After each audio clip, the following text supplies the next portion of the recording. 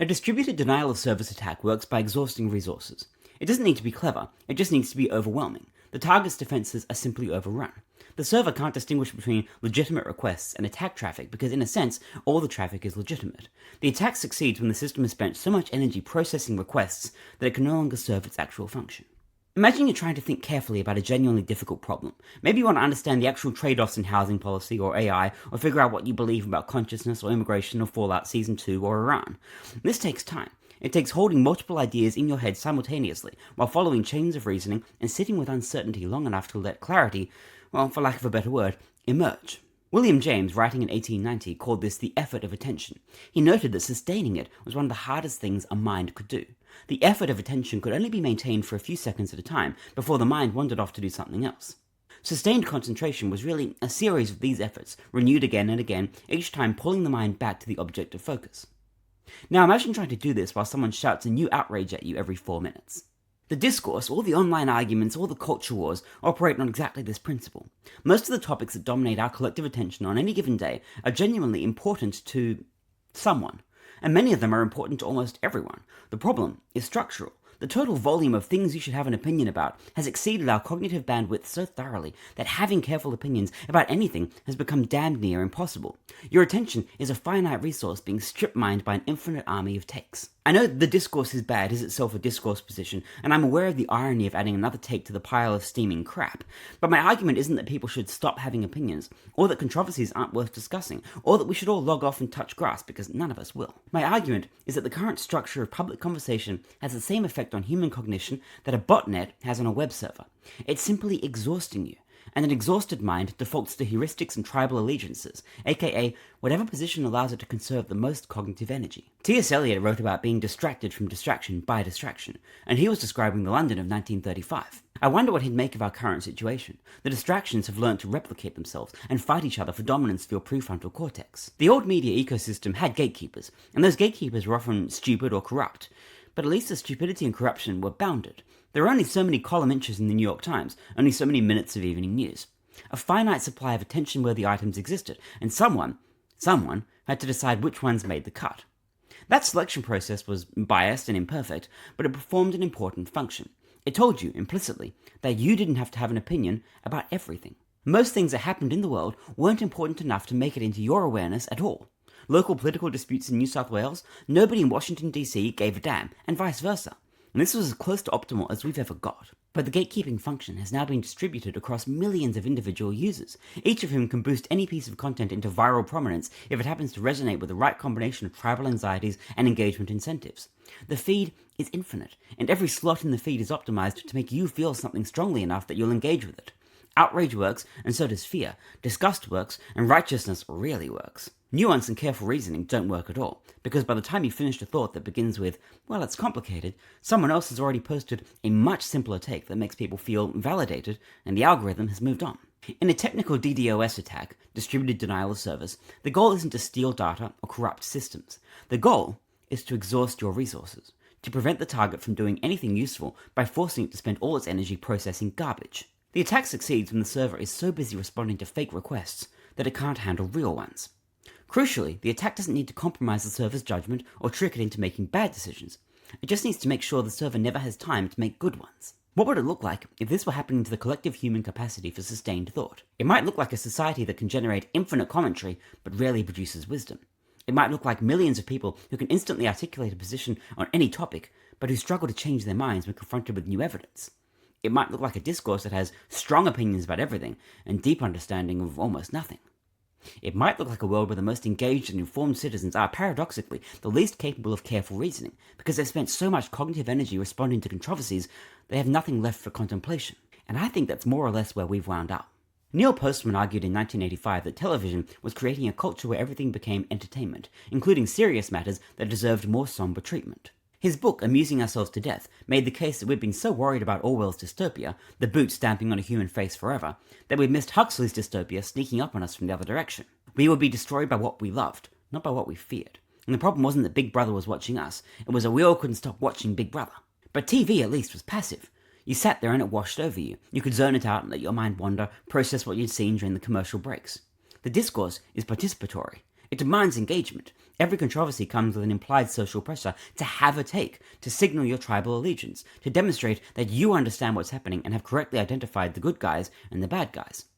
Silence is interpreted as complicity, or at least as suspicious. I haven't thought about this enough to have an opinion is not an acceptable response when everyone else is already fighting. And because the controversies are endless, because there's always another one queuing up behind the current while you're still processing the last three, the effect is a constant low-grade cognitive emergency. Your brain never gets to switch out of reactive mode and into reflective mode.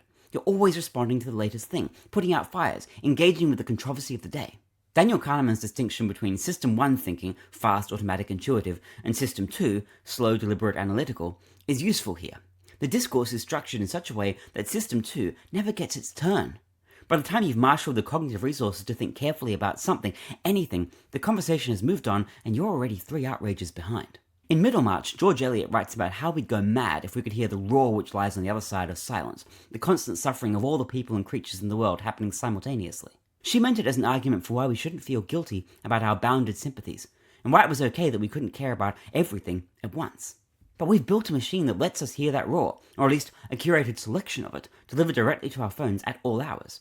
And while we haven't gone mad exactly, we've developed something like a collective attention disorder. Someone usually objects at this point that I'm showing my privilege. The things people argue about on Twitter aren't frivolous. Violence is real, climate change is happening, democratic institutions are under threat, ICE is out of control, the president or insert popular figure here is a fascist, sports are under attack, immigration is a crisis, the economy is going to hell, and how dare I suggest that people should care less about these things.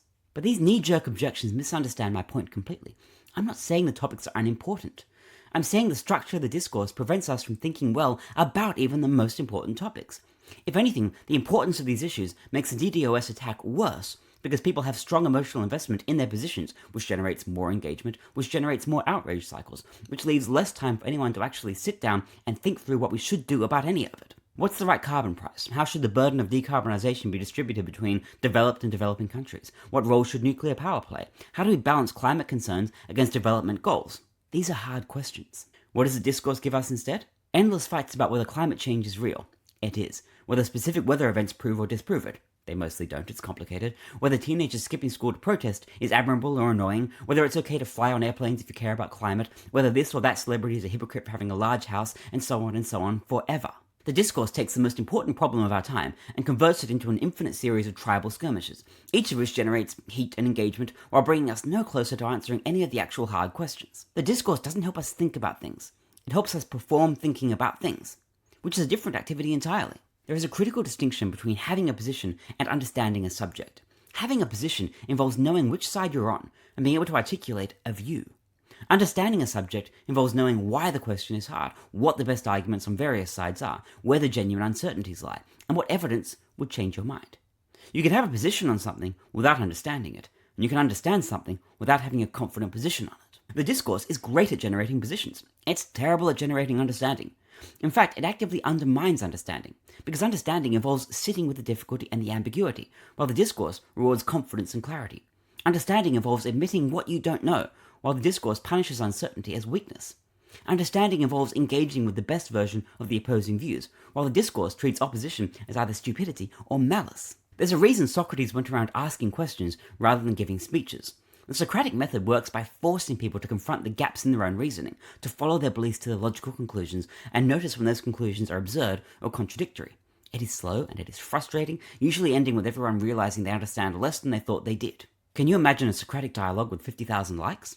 The philosopher Bertrand Russell remarked that the fundamental cause of trouble in the world is that the stupid people are cocksure while the intelligent are full of doubt.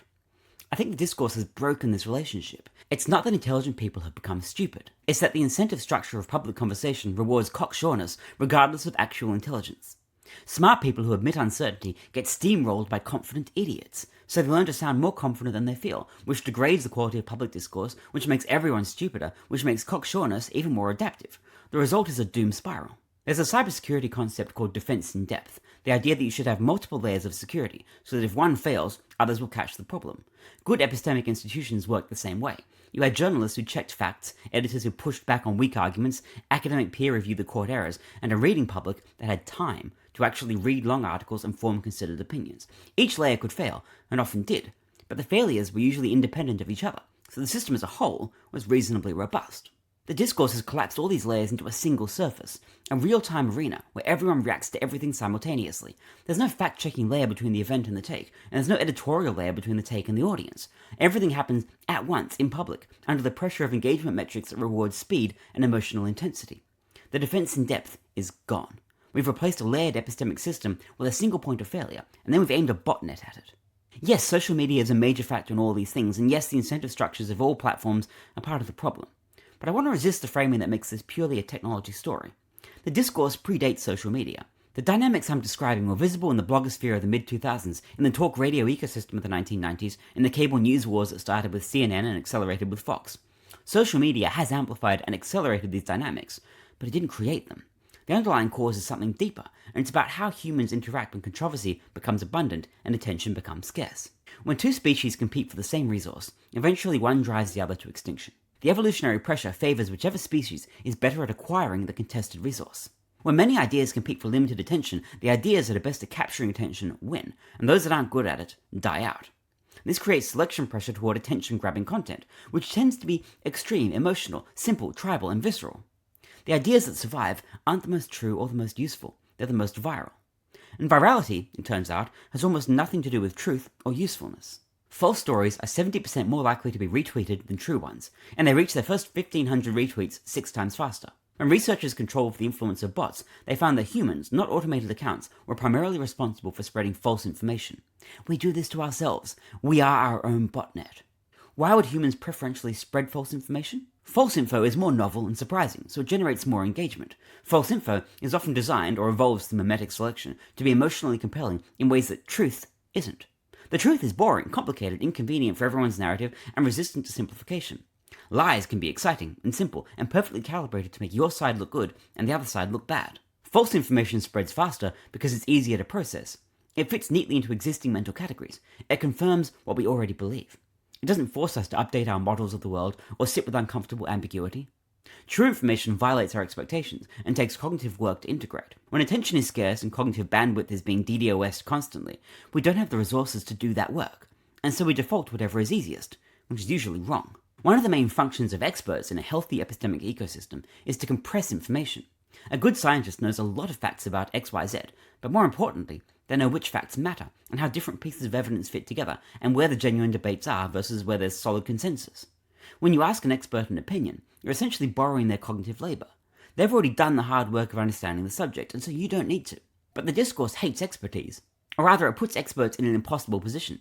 To engage with the discourse, an expert has to simplify their nuanced understanding into takes that can compete with the confident nonsense being spouted by random accounts with anime avatars. The expert ends up sounding just as confident and simplistic as everyone else, because that's the only way to be heard. Meanwhile, the expert's nuance and uncertainty get interpreted as weakness or evasion.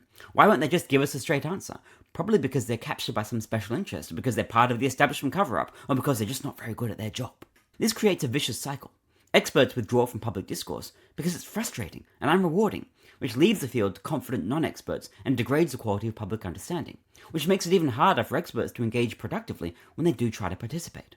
The result is an environment that's actively hostile to expertise, or claiming to value science and evidence. In Dostoevsky's Notes from the Underground, the narrator talks about how consciousness is a disease. The more aware you are of everything, the more paralyzed you become. You can see all sides of every question and understand all the complications, and as a result, you can't actually do anything. Meanwhile, the stupid people of action, the men of iron, barrel forward confidently, untroubled by doubt, and end up running and ruining the world. The people who are most capable of nuanced understanding are the same people who are most likely to be paralyzed by it. They see all the complications and worry about unintended consequences. And while they're doing all that, the confident idiots have already won the argument by sheer force of certainty. The discourse selects for confidence, not competence. Repeated behaviors become habits, and habits become character. If you spend years in an environment that rewards quick reactions, that punishes nuance and rewards certainty, that treats every disagreement as a battle, you will become the sort of person who thinks quickly rather than carefully, who speaks confidently rather than honestly. The discourse doesn't just waste your time while you're in it, it permanently rewires you. I've watched this happen to people I know, intelligent, curious, open-minded people who got deeply involved in online discourse and gradually, imperceptibly, became incapable of the exploratory thinking they used to do. Their opinions calcified, their curiosity curdled into suspicion. They stopped asking questions and started scoring points. They'd defend positions they never actually thought through, because those positions had become part of their identity, markers of tribal belonging that couldn't be questioned without threatening their sense of self. The The discourse doesn't merely DDoS your attention. Over time, it DDoSes your character. Let me try another analogy. In computer science, there's a concept called the halting problem, the impossibility of writing a program that can determine, for any arbitrary program and input, whether that program will eventually halt or run forever. Alan Turing proved in 1936 that no such algorithm can exist. The halting problem is undecidable. The discourse has something like a collective halting problem. Every controversy generates commentary, and that commentary generates meta-commentary. Where does it stop? When is a topic resolved? When can we move on? There is no algorithm for this. The discourse doesn't halt, it just continues until something new and shinier captures our attention, at which point the old controversy doesn't get resolved so much as abandoned. The underlying issues remain, waiting to resurface the next time something triggers them. This is why the same arguments keep happening over and over. We never actually resolve anything. We just get exhausted and move on to the next thing.